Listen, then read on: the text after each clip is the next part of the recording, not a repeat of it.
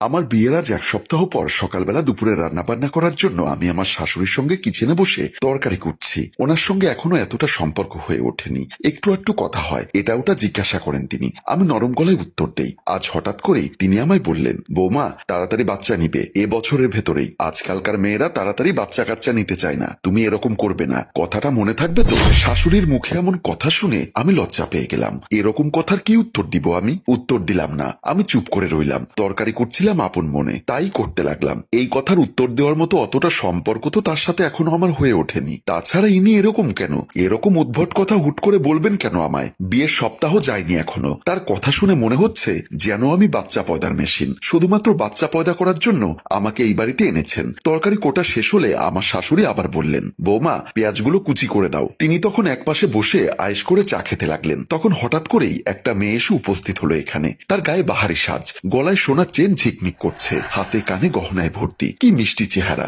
কিন্তু চোখের নিচে কালো দাগ। দেখে মনে হচ্ছে অনেক রাত ঘুমোয়নি। তার চোখের নিচে কালো দাগ দেখে আমি অবাক হলাম। এত সুন্দর চেহারার সাথে চোখের নিচের কালো দাগ কি কখনো মানায়? কিন্তু এ দাগে তার কোনো হাত নেই, প্রকৃতির নিয়মে নির্ঘুম থাকার কারণে এ দাগ পড়েছে।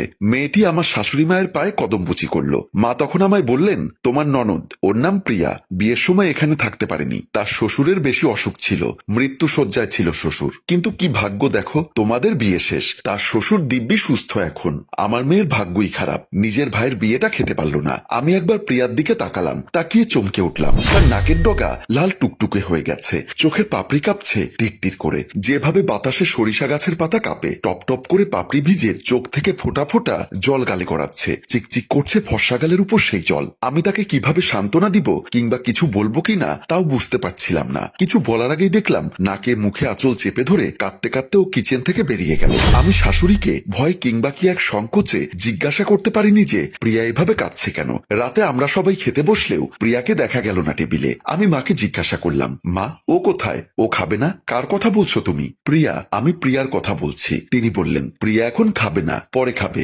এরপর সাহস করে জিজ্ঞাসা করে ফেললাম, মা প্রিয়ার সাথে প্রিয়ার হাজবেন্ড আসেনি? আমার শাশুড়ি থমথমে মুখে বললেন, ওর স্বামী প্রবাসে থাকে, সিঙ্গাপুরে, আসবে কি করে? আর তাড়াতাড়ি খাও তো, খাওয়ার সময় এত কথা বলা ঠিক না, গোনা হয়। আমি আর কিছু জিজ্ঞাসা করলাম না। শাশুড়ি এমনিতেই মুখ ভার করে রেখেছে, শুধু মনে মনে হাসলাম। ভাবলাম মানুষ এরকমই, নিজের মতামতকে জাহির করার জন্য হলেও তো ধর্মের বাণী চালিয়ে যেতে দেয়। খাবার পর্ব শেষ করে যখন শুতে যাব তখন আমার স্বামী মুন্নাকে বললাম, মুন্না প্রিয়ার কি হয়েছে বলতো? মা যখন আমার সঙ্গে পরিচয় করিয়ে দিলেন ওকে, তখন তার চোখে জল দেখলাম, মুখে আঁচল চেপে সে তাড়াহুড়ো করে ওখান থেকে চলে গেল। তারপর আর আমার সামনে আসেনি। কেন, কোনো সমস্যা? মুন্না অনেকক্ষণ ধরে চুপ করে রইল।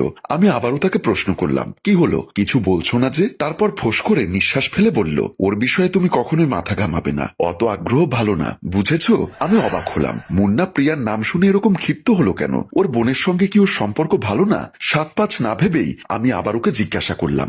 বললাম, তোমার বোনের কথাই তো জিজ্ঞাসা করেছি, এতে এত রাগ করার কি আছে? মুন্না প্রিয়ার বিষয়টি এড়িয়ে যাওয়ার জন্য বরং আমায় কাছে টেনে আদর করতে চাইল। আমার এসব ভালো লাগছে না, তাই বললাম, আমার মন ভালো নেই। মুন্না আমার কথা শুনল না, হাত ধরে টানাটানি করতে লাগলো। আমাদের দেশের পুরুষগুলো এরকমই, পুরুষতন্ত্র বলে কথা, তাদের ইচ্ছার দাস হতে হয় ঘরের নারীদের, তাদের কথাই শেষ কথা, এরপর কোনো কথায় কাজ হবে না। ওরা যা চাইবে ঠিক তাই হবে, তাই করতে হবে নারীদের, না করলে শক্তি খাটিয়ে হলেও আদায় করে নিবে। মুন্নাকে সরাতে চেষ্টা করেও সরানো গেল না, ও তার বাসনা পূর্ণ করছে। আমি নিজেকে হঠাৎ জড় পদার্থ ভাবলাম, শুধু টের পেলাম চোখের কোনা বেয়ে নালার মতো জল নামছে। এরই মধ্যে আমার কানে একটা রিনরিনে কান্নার গলা ভেসে এলো। এই গলাটা আর কারোই না, প্রিয়ার। কিন্তু প্রিয়া এত রাতে কাঁদছে কেন? ওর কি এমন দুঃখ যে ও এত রাতে কাঁদছে? আমার ভালো লাগছে না কিছুই, খুব মন খারাপ লাগছে, নিজেকে হঠাৎ অপয়া মনে হচ্ছে। আমি প্রিয়াকে ধাক্কা দিয়ে দূরে সরিয়ে দিলাম। মুন্না রেগেমেগে আগুন হয়ে গেল, গলার তেজ নিয়ে বলল, তোমার সমস্যা কি? কিসের সমস্যা? কোনো সমস্যা নেই।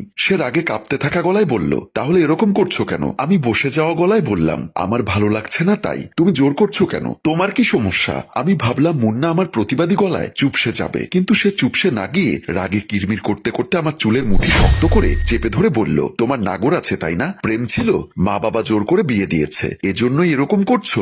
নাগরকে ছাড়া আর কারোর টাচ সহ্য হয় না, সত্যটা বলো। আমার এত রাগ পেল, আমি ওর হাত থেকে এক ঝটকায় চুলের মুঠি ছাড়িয়ে নিয়ে অনেকটা ধমকের গলায় বললাম, তুমি এরকম মাস্তানি দেখাচ্ছ কেন? আর এসব কি বলছো? মুখে যা আসে তাই বলবে আর আমি সহ্য করব?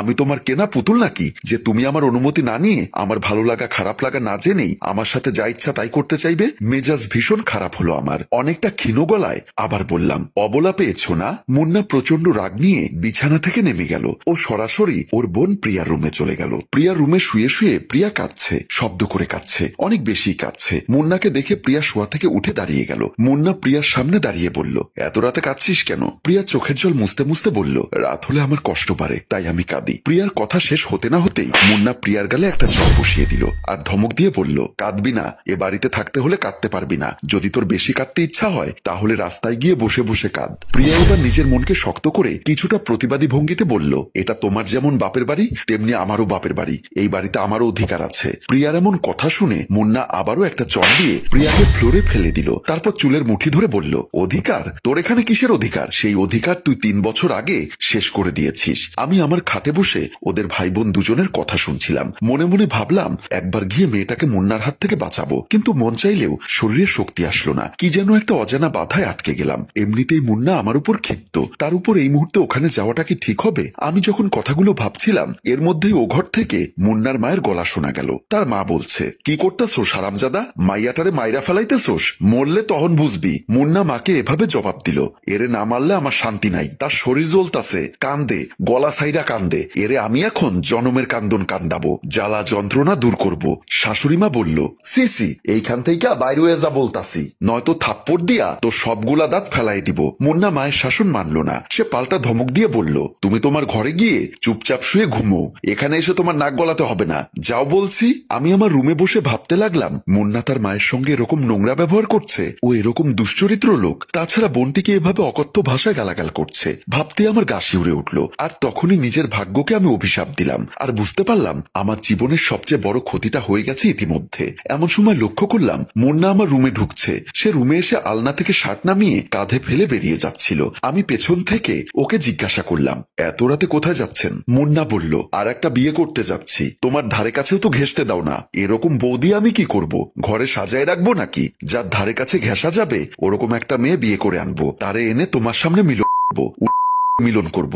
অশ্রাব্য কথাগুলো বলে ঘর থেকে বেরিয়ে গেল। আমার নিজের প্রতি নিজেকে ধিক্কার দিতে ইচ্ছা করলো। একটা মানুষের ভাষার ন্যূনতম শালীনতা থাকা দরকার, কিন্তু এই মানুষটার কথাবার্তায় বিন্দুমাত্র শালীনতা নেই। সারা রাত আমার ঘুম হলো না, কেঁদে কেঁদেই কাটলো রাতটা। পরদিন সকালবেলায় মুন্নাও ফেরেনি। আমার শাশুড়ি আমার ড্রয়িং রুমে ডাকলেন, বৌমা এদিকে এসো তো। আমি শাশুড়ি মায়ের ডাক শুনে ড্রয়িং রুমে গেলাম। আমাকে দেখে আমার শাশুড়ি মা বললেন, বৌমা তুমি তাহলে রান্না বান্নাটা করে ফেলো, আমি একটু মোর্শেদের বউয়ের সাথে কথা বলে আসি। মা, দুপুরের জন্য কি রান্না করব? ফ্রিজে মাছ মাংস আছে, তোমার যেটা মন চায় সেটাই রাঁধো। আমার খুব জানতে ইচ্ছা করছিল মুন্না কি সবসময় এমন করে নাকি, কিন্তু জানতে চেয়েও প্রশ্নটা করতে পারলাম না। তবুও কিছুটা দ্বিধা মনে বললাম, মা মুন্না কি দুপুরে ফিরবে? আপনাকে কি ফোন টোন করেছিল? নিজের সন্তানের কথা শুনে আমার শাশুড়ির চেহারাটা কিছুটা ফ্যাকাশে হয়ে গেল। দৃষ্টিটা অন্যদিকে ঘুরিয়ে বলল, ওর চিন্তা করতে হবে না, দিন দিন একটা অমানুষ হচ্ছে। ও আসলে আসুক, না আসলে না আসুক, তোমার রান্না করার দরকার, তুমি রান্না করে রেখো। বলেই আমার শাশুড়ি প্রতিবেশীর বাড়িতে গেলেন আড্ডা দিতে। এই সুযোগে আমি প্রিয়ার রুমের দিকে গেলাম। গিয়ে দেখি সে চুপচাপ খাটের উপর পা গুটিয়ে বসে আছে। তার চোখ লাল টকটকে হয়ে আছে, নাক মুখ ফোলা ফোলা। সারা রাত কেঁদেছে হয়তো। আমাকে দেখে ও কিছু বলল না। আগে যেমন বসেছিল এখনো ঠিক ওরকম ভাবেই বসে আছে। আমি গিয়ে ওর পাশে বসলাম। তারপর বললাম, প্রিয়া তোমার সঙ্গে মুন্নার আসলে কি ধরনের সমস্যা বলো তো? ও তোমাকে রাতে এভাবে অকথ্য ভাষায় গালাগাল করলো কেন? তোমার গায়ে হাত তুললো কেন? প্রিয়া প্রথমে কিছুই বলতে চাইল না। সে ভয়ে আড়ষ্ট হওয়া গলায় বলল, আমি কিছু বলতে পারবো না বোন, আমাকে দয়া করে কিছু জিজ্ঞাসা করবে না। আল্লাহর দোহাই লাগে, আমাকে কিছু জিজ্ঞাসা না করে আমায় গলা টিপে মেরে ফেলো তুমি, তবুও কিছু বলতে বলো না। কিন্তু আমি নাছোড় বান্দা, যে করেই হোক এর রহস্য আমাকে জানতেই হবে। অনেক চেষ্টা ফিকির করে ওকে অভয় দিলে তখন সে যা যা বলল তা শুনে আমার গা শিউরে উঠল, চোখ অন্ধকার হয়ে এলো। তখন শুধু মনে হলো মানুষ এরকম নিকৃষ্টও কি হয় কখনো? প্রিয়া বলল, হ্যালো ভিউয়ার্স, প্রিয়া তার ভাবিকে কি বলল সেটা জানতে হলে আপনাদের অপেক্ষা করতে হবে আগামী পর্বের জন্য। আর অবশ্যই কমেন্ট করে লিখতে হবে এই গল্পের দ্বিতীয় পর্ব চাই।